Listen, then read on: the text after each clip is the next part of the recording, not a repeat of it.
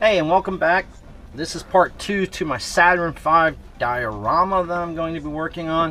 What I'm going to do is start with building the first stage. That's the lower half of the rocket.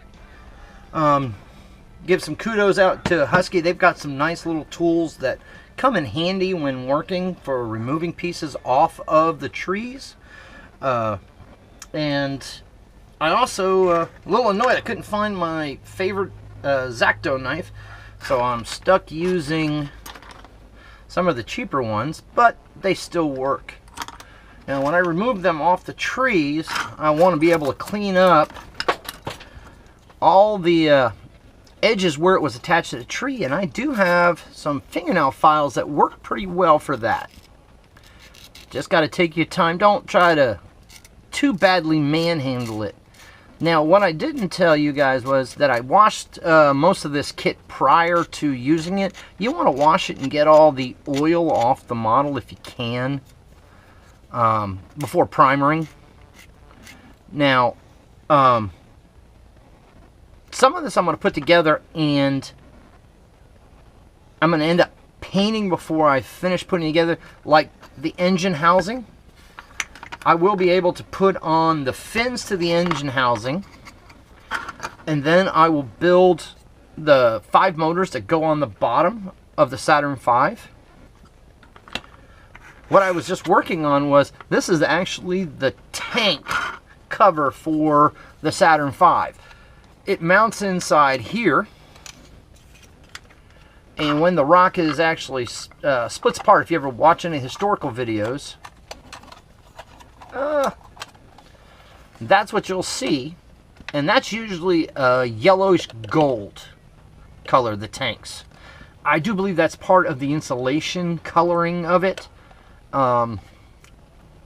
They do use liquid propellant to launch the rockets, so they have to keep it at a certain temperature, and that tank, like I said, is covered in a protective foam. Kind of like if you've ever seen the space shuttle launch, that center massive tank is like an orange color.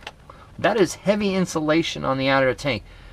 And when the Columbia accident happened, actually, I know it sounds strange, but a big section of insulation fell off. Insulation that hit the underwing of Shuttle Columbia, and that's what caused the damage and the loss of the spaceship. Yes, that foam is pretty heavy, and don't forget, they're going quite fast when it pops off. Alright, so let's start with something simple, putting the fins on the motor housing. I went to go print out my instructions, and of course my printer is completely out of ink. So here are the basic wings. These were used as stabilizers. Now, there are a couple Saturn V's that have, Saturn V rockets that have a few more fins. The earlier models have more, and they actually removed the fins on one of the rocket launches because they found out that they honestly don't do a lot. So to remove these, as you've seen, I am just giving it a small twist and popping it off. Now, I'm going to want to clean these up also. And this is where video gets boring most of the time. I do have a regular file. It was a kit, but somehow pieces of my kit disappeared. So, just do it gently to take down the burr first. You could try to do an X-Acto knife, but you do stand a chance of cutting too deep into the plastic and removing. So I've got that down a little bit. Now I'm going to use my fingernail file to move some more. If you'll hear laughing, there are some of my neighbor kids out playing. They're having a good time. And eventually you're going to hear my dogs bark too. Now, I'm only going to make these videos about 5 minutes each. So it's going to take a couple videos, but I want to not overburden with too many, with too long of videos. People seem to get bored doing that. So In just a few minutes, I'm going to pause this one, and then I'll start another one.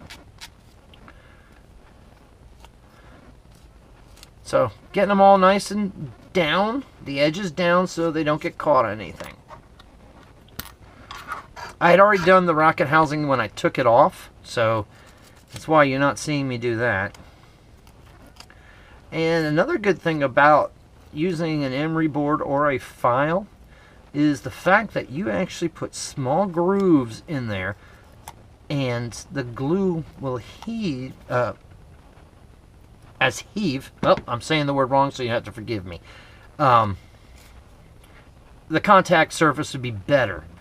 Even when doing a painting the main body of something, like say an airplane, you may want to do a very fine, very fine sandpaper. All right, gentlemen and ladies, this is the end of video 2, and I'll see you later.